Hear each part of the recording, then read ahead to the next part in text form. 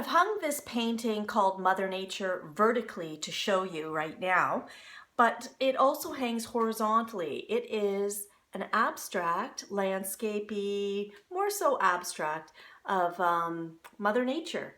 I've incorporated all of her seasonal colors, and it's really a fresh, beautiful piece, quite textured. I'm going to show you here. We're sort of in the spring section. And it's also beautifully framed in this natural wood floater frame. And as we pan down, you're going to see just how much texturing and color there is in this piece.